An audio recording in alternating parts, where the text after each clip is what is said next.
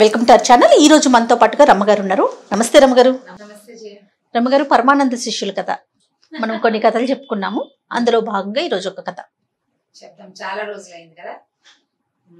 పరమానంద గారికి 11 మంది శిష్యులు ఉన్నారు, అది చెప్పుకున్నాం కదా. 11 మంది శిష్యులు ఆయన. అయితే ఏంటట, పరమానందయ్య గారు ఏం చేసేవారు, ఈ పిల్లలకి ఏదైనా ఒక పని చెప్తే అందరూ చేయాలనుకునేవాళ్ళు. ముందు ఒక చిన్న కథ చెప్పి తర్వాత పెద్ద కథలోకి వెళ్దాం. అయితే ఈయనకి ఏమైందంటే ఒకసారి కాల్లో ముళ్ళు గుచ్చుకుందట. ముళ్ళు గుచ్చుకుంటే ఏమన్నారు, ఆ ముళ్ళు తీయటానికి సాధనం లేదు, ఎలాగోలా తీయాలి. తీయలేకపోయారు. సరే ఆవిడ ఏమందంటే, మెంతిపిండి ఉడకబెట్టి కడతాను, ముళ్ళు కొంచెం పైకి కొసదేలు బయటకు వస్తుంది, సూది పెట్టి లాగేస్తే వచ్చేస్తుందండి అంది. వీళ్ళ ఇంట్లో సూది లేదు. సూదులు ఇప్పట్లాగా పొట్లలో ఎక్కడ పడితే అక్కడ దొరికేసేవి కాదు. అప్పట్లో కమ్మరి వాడి తయారు చేసేవాడు. ఏదైనా పని చేసేటప్పుడు ప్రత్యేకమైన పని, సూది చేయటం అంత చిన్న చాలా కష్టమైన పని. పైగా ఆ సూదులు మనకు వల్ల ఇప్పుడు ఇంత మైన్యూట్ సన్నవి దొరుకుతున్నాయి, అలా ఉండేవి కదా, తబనాలే ఉండేవి పెద్ద పెద్దవి.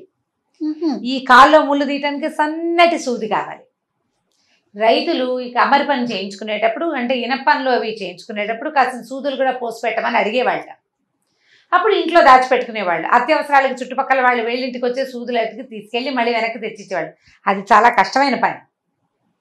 పెద్ద పని చేయించేటప్పుడు ఈ పని కూడా చేయించుకునేవాళ్ళు.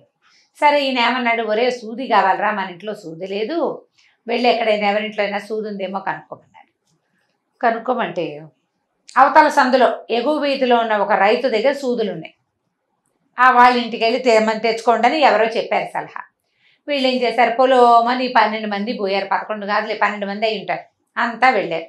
సూది కోసం వచ్చామంటే మా గురుగారికి కాళ్ళు ముళ్ళు గుచ్చుకుంది అన్నారు. అనేసరికల్లా ఆయన అన్నాడు, ఏంటి ఇంతమంది వచ్చారు, పెద్ద సూది ఉండేది ఇంతమంది ఎందుకు వచ్చారంటే, గురువుగారు ఏ పని చెప్పినా మేమందరం కలిసే చేస్తాం, ఇచ్చేయండి అన్నారు. ఒక్క సూదిని ఇంతమంది ఎలా పట్టుకుంటారు? సరే ఆయన వెక్కిరిస్తూ అతను రైతుకు నవ్వొచ్చింది వీళ్ళ ధోరణి చూసి. మా వెనకాల పెద్ద తాటిబంద ఉంది బాబు, దాన్ని గుచ్చుతాను, తాటిబందని మోసుకెళ్ళండి, అందరూ పట్టుకెళ్ళినట్టు అవుతుంది సూదిని అన్నాడు. అనగానే వీళ్ళు రెడీ అయిపోయారు. ఇంత సూదిని పెద్ద తాటిబందు కేసు కట్టి అది ఎంత ఉంటుంది, దాన్ని మోసుకెళ్ళొద్దు. అయినా సరే ఈయన ఏం చేశాడు, తీసుకెళ్ళి ఆ తాటిబందుకి ఒక చోట గుచ్చాడు. ఆ బొందని మోసుకుంటూ పోయారు. తాటి చెట్టు మొదలంటే ఎంత పొడుగుంటుంది, పొడుగ్గా. అది మోసుకుంటూ తీసుకెళ్తే గురువుగారు ఆశ్చర్యపోయారు. ఏమిట్రా నాయన అది మోసుకొచ్చారు, ఇదేమిట్రా అంటే, సూది తెచ్చాం గురువుగారు, మమ్మల్ని అందరినీ తెమ్మన్నారు. ఆయనేమో ఇంతమంది సూది ఇలా మోసుకెళ్తారు, ఇలా తీసుకెళ్ళండి అన్నాడు, అందుకు తెచ్చామంటే ఏడ్చినట్టుందని అనుకున్నారు గురువుగారు. మెల్లిగా సూదితో పని అయిపోయింది. సూది మళ్ళీ యథాప్రకారం తాటిబందు గుచ్చి తీసుకుపోయిచ్చి వచ్చారు. అది వాళ్ళ తెలివి అనమాట. వాళ్ళ తెలివితేటలు ఆ లెవెల్లో ఉంటాయి. సరే ఏమైందట, గురువుగారికి ఆ ఊరు నుంచి ఈ ఊరు నుంచి కబుర్లు వచ్చినాయి, రమ్మంటున్నారు. ప్రతి చోటకి కాలి నడకని వెళ్ళాలి, నది ఏరు దాటాలి, నది ఉంది మధ్యలో వచ్చినది, దాన్ని దాటాలి. గురువుగారు పెద్దవాడు, నడవలేడు. ఇంతమంది శిష్యులు వీళ్ళంతా నడిచిన గురువుగారు పాప నడవద్దు. అందుకని ఏమనుకున్నారు గురువుగారు, ఎలాగైనా సరే ఓ బండో ఓ గుర్రమో కొనుక్కోవాలండి మనం అన్నారు. సరే గురువుగారు అన్నాడు, ఒరే బండ్లు అవి మరి పెద్దవిరా, గుర్రం అయితే ఏమింది, ఇప్పుడు బండి అనుకో, బండిలో గురువుగారు ఎక్కి ఒకళ్ళిద్దరు ఎక్కించుకుంటే మిగిలిన వాళ్ళందరూ ఎక్కుతామంటారు, అంతా కలిసి చేస్తారు కదా వాళ్ళు, అందుకని అది వద్దులేవర్రా, ఒక గుర్రాన్ని వెతుకుదాం అని చెప్పాడు. సరే పిల్లలు ఏమన్నారు, విద్యార్థులు చుట్టుపక్కల ఊళ్ళలో చూసి గుర్రం ఎక్కడైనా సలీసుగా మంచి రేటు దొరికితే తెస్తామంటే ఆయన ఏం చేశాడు, 35 వరహాలు చేతిలో పెట్టాడు. గుంపంతా పోయారు గుర్రం కొనటానికి, గుర్రాలు కొనటానికి. ఒక గుర్రం కొనుక్కు రావాలి, ఏముంది ఆవులు కొనుక్కు రావటల్లా, అలాగే గుర్రం కూడాను అని అనుకున్నారు. అయితే ఏమైంది, ఒక ఊళ్ళో, అంటే చుట్టుపక్కల ఊళ్ళలో ఒక ఊళ్ళో చాలా గుర్రాలు ఒక పొలంలో మేస్తూ ఉంటాయని, అక్కడికి వెళ్తే వాళ్ళు ఏదైనా ఒక గుర్రాన్ని కొంచెం బేరం సాగించి ఇస్తారని వీళ్ళు తెలుసుకోగలిగారు. ఆ ఊర్లో ఎవరిలో కనుక్కుంటూ వెళ్ళారు. సరిగ్గా వీళ్ళు వెళ్ళిన పొలం పక్కన ఒక బూడిద గుమ్మడి తోట ఉంది. బూడిద గుమ్మడి కాయలు ఎప్పుడు చూడలే పాపం వాళ్ళ జీవితంలో. తోట నిండా అక్కడక్కడ గుమ్మడికాయలు కనపడుతున్నాయి. బూడిద గుమ్మడి పాదు కాయ బాగా పెరిగాక పాదు కొద్దిగా ఎండిపోతుంది, అంత గ్రీన్గా ఆకులుగా ఉంటుంది, పువ్వు పిందెలు అయిపోతాయి కదా, అంతంత గుమ్మడికాయలు తెల్లగా. బూడిద గుమ్మడికాయలు ఎలా ఉంటే పైన బూడిద పూసినట్టు ఉంటాయి, కనపడేసరికల్లా గుర్రాలు ఉన్నాయి పక్కనే, పొలంలో పక్కనే బూడిద గుమ్మడి తోట, ఈ పాదులు ఉన్న చేను కనపడేసరికల్లా అవి ఏమిటండి అని అడిగితే, ఆ చెయ్యను కాపలా ఉన్నవాడు పక్కపక్కనవి, ఆ గుర్రాలు గుడ్లు పెట్టాయి అని చెప్పాడు. చెప్పేసరికల్లా వీళ్ళు అనుకున్నారు, గుర్రాలు గుడ్లు పెడతాయన్నమాట.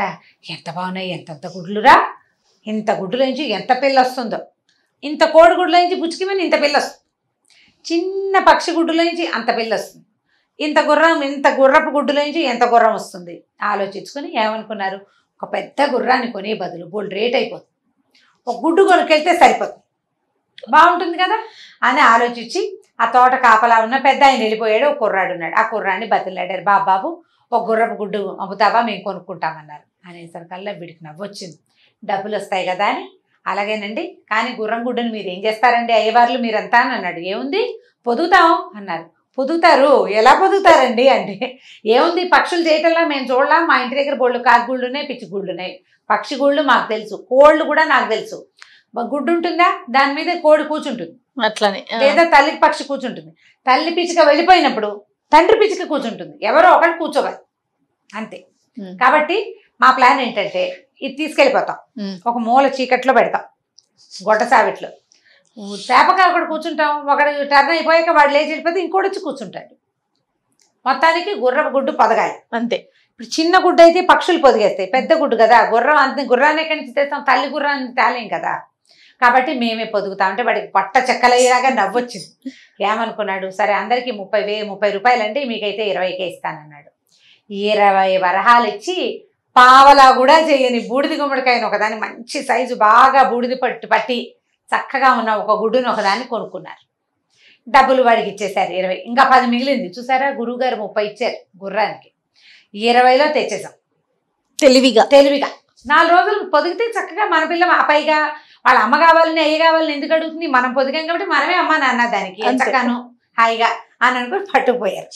ఈ పట్టుకెళ్తుంటే ఏమైంది, మొయ్యాలి కదా, సరే ఒకడు మోసుకెళ్తుంటే అందరినీ తీసుకురమ్మన్నారు గురువు గారు కాబట్టి తలా ఒక చెయ్యి వేస్తున్నారు దాని మీద. మళ్ళీ మొదట మోసిన వాడికి బరువుగా ఉంటే రెండో వాడి చేతిలోకి మారుస్తున్నారు, మధ్యలో చేతులు అందిస్తున్నారు దానికి వెచ్చగా ఉండటం కోసం. ఒకటి గురువుగారు కలిసి తీసుకురమ్మన్నారు కాబట్టి కలిసి తేవడం కోసం. ఈ సందట్లో ఈ చేతులు మారే వ్యవహారంలో వాళ్ళల్లో ఒకడు కాస్త ఏమైంది, ఒక కారు ఏదో దానికి కాలికి తట్టుకుని ముందుకు పడి ఈ కాయ కాస్త భళ్ళుమని పగిలి ఇంత. ఇప్పుడు వీడి ఇక్కడ నుంచున్నాడు, వీడు ముందుకు పడ్డాడు అంటే వీడు ముందుకు పడ్డా, కాయ దూరం గుండ్రగా బరువు కదా, రాయి విసిరినట్టు దూరంగా వెళ్ళి పడింది. సరిగ్గా అది పడిన పొద పక్క నుంచి ఒక కుందేలు కూర్చునింది అక్కడ. ఇది కాయ పగలంగానే అది హదాట్న ఢామని శబ్దం అయ్యేసరికి అలా కుందేలు పిల్ల బెదిరి ఒక్క ఎగిరి పరిగెత్తింది. వీళ్ళేమనుకున్నారు, గుడ్డు పగిలి పిల్ల ఎగురుతోంది అనుకున్నారు. పరిగెత్తారు, ఒరే గుర్రపిల్ల పారిపోతుందిరా, దొంగ ముక్క మోసం చేసేసింది, 20 రూపాయలు ఇచ్చి కొన్నాము, దాన్ని పట్టుకోండిరా అన్నారు. మొత్తం గుంపంతా పరిగెత్తారు దాని వెనకాల. ఇక అటు పరిగెత్తారు ఇటు పరిగెత్తారు, ఏమైనా సరే అది కాస్త దొరకలేదు. ఇంతలో ఏమైంది, ఈ పొదల వెంట పొట్ల వెంట చెట్ల వెంట వెతికేసుకుంటున్నారు. ఆ దారిని పోతున్న ఒక ధనికుడ భూస్వామి ఒకడు కనపడ్డాడు. అయ్యవార్లు ఏంటండి అడవులను బడిటా చేస్తున్నారు అంటే, గుర్రపు గుడ్డు పగిలిపోయిందండి, పిల్ల ఎగిరిపోయింది, దానికోసం వెతుకుతున్నారు.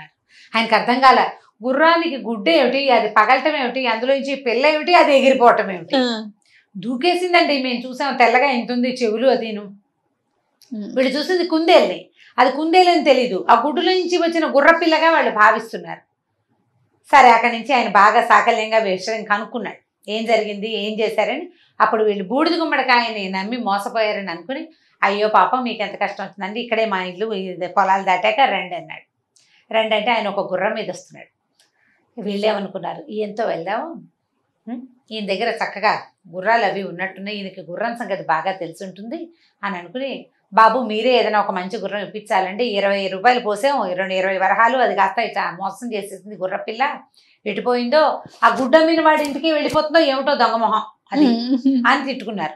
ఆయన అన్నాడు, సరే బాబు పొద్దున్న నుంచి పొలాలను వెంబడి పడి తిరుగుతున్నారు రండి అన్నాడు. వీళ్ళేమనుకున్నారంటే గుర్రాంతోటే గురువు గారిని చూద్దాం అనుకున్నారు. పొద్దున బయలుదేరాం, సాయంత్రాన్ని పని అయిపోతుంది అనుకున్నాం, అదేమో అవలేదు, చీకటి పడిపోతుంది. ఈయన రమ్మంటున్నాడు కదా అని వాళ్ళ ఇంటికి పోయారు. పోయేసరికల్లా సరే ఆ రాత్రికి అక్కడ అన్నాలు తిని గుర్రం కొనుక్కునే వెళ్తామండి, వృధాగా 20 రూపాయలు వేస్ట్ చేసుకున్నాము, 10 రూపాయలు ఉంది మా దగ్గర, ఇంకొక గుర్రాన్ని చూసి పెట్టండి బాబు అని అడిగితే ఆయన జాలిపడి అన్నాడు, నా దగ్గర ఒక ముసలి గుర్రం ఉంది, కుంటిది గుడ్డిది, దానికి కన్ను కనపడదు, ఓ కాలు విరిగింది, పెద్దదైపోయింది, కానీ ఒక్క మనిషిని మోస్తుంది.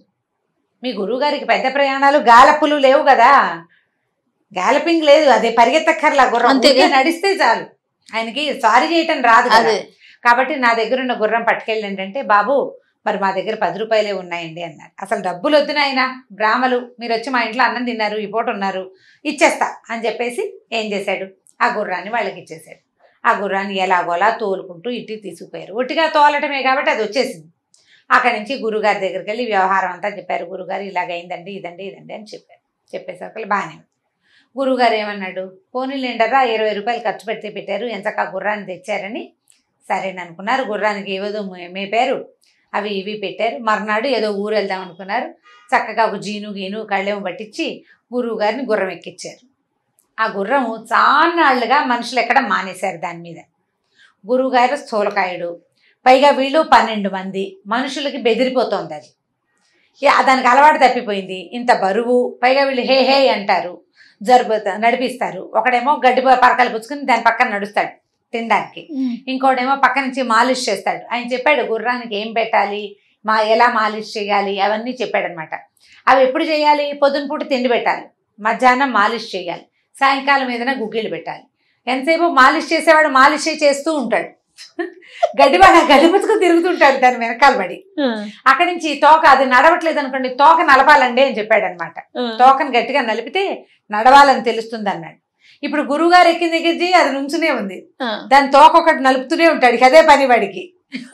ఒకడు రుద్దుతాడు, ఒకటి గడ్డి పుచ్చుకుని నడుస్తాడు. ఎలాగోలా నడిస్తే అది 2 అడుగులు ముందుకేస్తుంది, 3వ అడుగు వెనక్కేస్తుంది, గుండ్రంగా ఒకచోటే తిరుగుతుంది. ఎందుకంటే దాన్ని సంవత్సరాలుగా కట్టేసి ఉంచుతున్నారు. రాట చుట్టూతా తిరగటమే గానుగెద్దలాగా అలవాటైపోయింది. అది వెనక్కి తిరిగి ఇలా రౌండ్గా తిరుగుతుంది. హే హే అంటారు, అప్పుడు 2 అడుగులు ముందుకేస్తుంది, మళ్ళీ వెనక్కి తిరుగుతుంది. గురువుగారు విసిగిపోయాడు ఆ ప్రయాణంతో. ఏం చేసినా అది ముందుకు నడవటల్లా, ఏమీ లాభం లేదు. అక్కడి నుంచి ఏరు దాకా ఎట్లాగొట్లా ఇలాగే ముందు వెనక, ముందుకు 2 అడుగులు వెనక్కి 3 అడుగులు చొప్పున వేసుకుంటూ ఏరు దాకా చేరారు.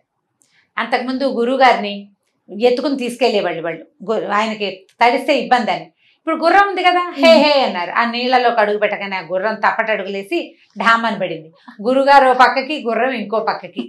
లబో దిబోమన్నాడు. వద్దర్రా అంటే వినకుండా గుర్రం తెచ్చారు.